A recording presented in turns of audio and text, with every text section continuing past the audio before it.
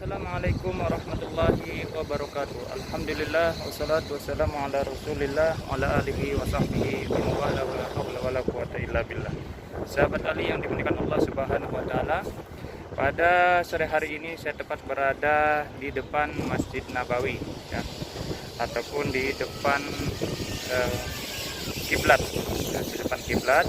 Kalau sahabat bisa melihat di samping saya itu ada kubah berwarna hijau, disitulah posisi kiblatnya Masjid Nabawi ya. Dan di situ juga di kubah hijau tersebut ya, di bawah kubah hijau tersebut disitulah dimakamkannya Rasulullah Shallallahu Alaihi Wasallam dan kedua sahabatnya, yaitu Abu Bakar dan juga Umar.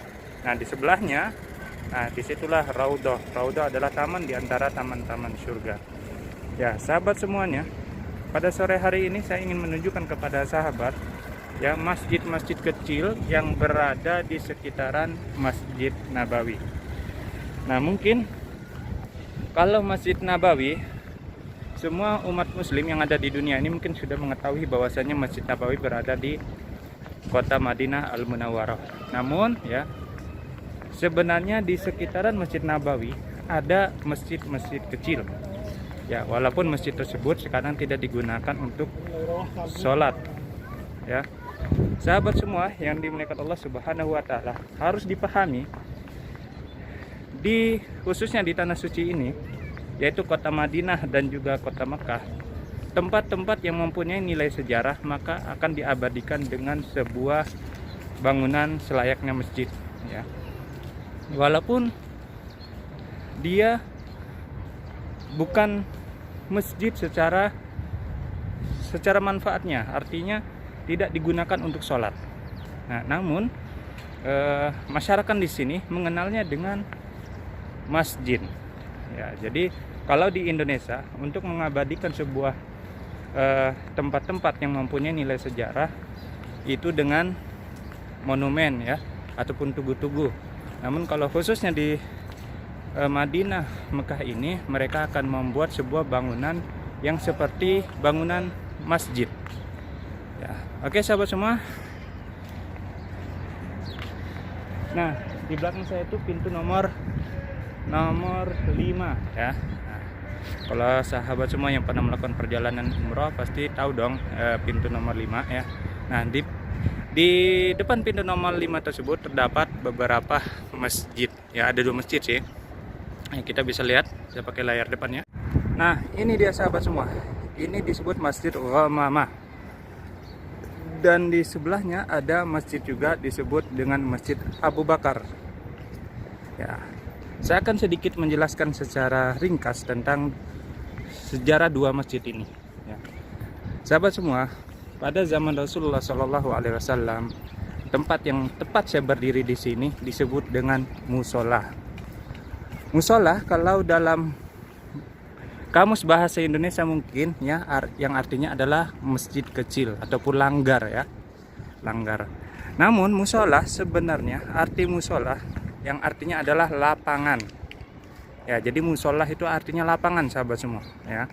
Nah, dulu di sini adalah seperti lapangan ataupun tanah luas ya. Bukan lapangan juga sih, tanah luas ya, seakan luasnya seperti lapangan. Nah, kemudian disinilah Rasulullah Shallallahu Alaihi Wasallam mengadakan sholat 2 hari raya, yaitu Idul Adha dan juga Idul Fitri. Nah, di tempat ini. Nah, sahabat semua, padahal pada zaman Rasulullah Shallallahu Alaihi Wasallam Masjid Nabawi pun sudah ada. Nah, itu Masjid Nabawi. Ya, Masjid Nabawi pun sudah ada. Namun Rasulullah Shallallahu Alaihi Wasallam memilih tempat di sini untuk dilakukannya sholat Idul Adha maupun sholat Idul Fitri. Nah, di situ kita bisa mengambil hikmah bahwasanya sunnahnya kita untuk melakukan kedua hari raya tersebut adalah di lapangan sahabat semua ya.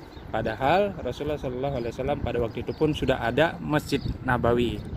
Ya, tetapi Rasulullah lebih memilih sholat Idul Adha tersebut ataupun Idul Fitri di tempat saya berpijak saat ini. Ya, mungkin untuk memperlihatkan kepada orang-orang kafir pada waktu itu bahwasannya jumlah umat muslim yang berada di Madinah ini sudah sangat banyak, dan mungkin untuk menggetarkan orang-orang kafir Quraisy.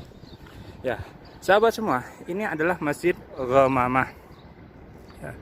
Masjid Ghamamah identik dengan kubahnya yang berwarna putih ini, ya, memiliki beberapa kubah. Ya, ini masjid ini tidak dipakai ya, sahabat semua. Masjid ini sudah tidak dipakai lagi. Ya, hanya sebatas mengenang sejarah yang ada di tempat ini. Ya. Masjid Ghamamah ini, arti Ghamamah adalah sebuah awan, ya, awan tebal, awan mendung, ya. Ceritanya Rasulullah Shallallahu Alaihi Wasallam pernah berdoa, ya.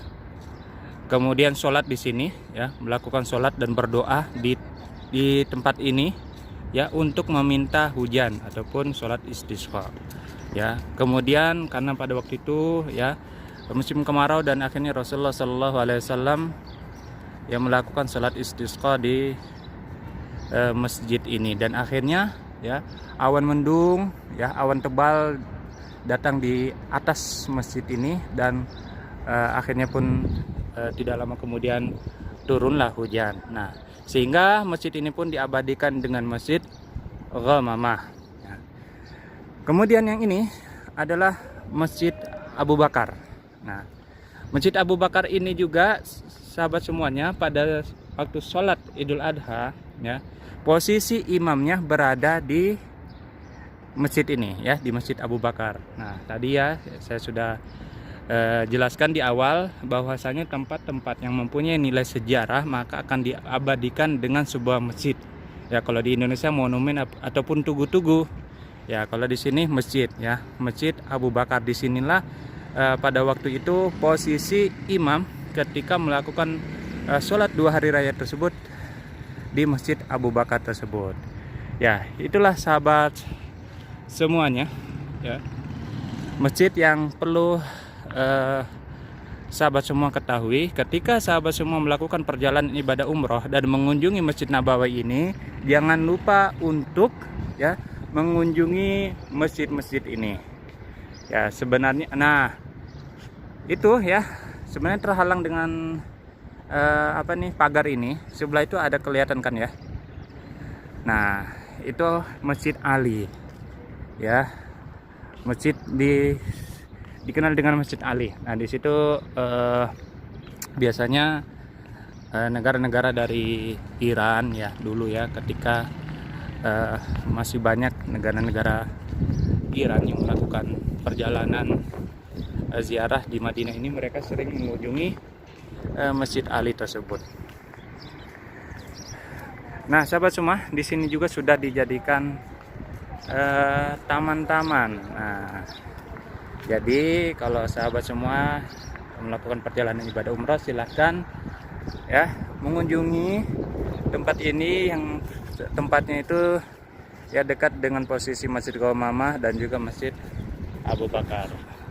Nah, di sini biasanya jamaah umrah juga mengumpulkan, leadernya itu mengumpulkan jamaahnya untuk berkumpul di sini, dan kemudian seorang ustadznya ataupun mutawisnya mengisi tauziah seperti itu, tauziah sore ataupun pagi. Nah, kalau di sana itu adalah pasar kurma. Ya, itu pasar kurma, sahabat semua, ya. Di situ menjual berbagai macam jenis kurma.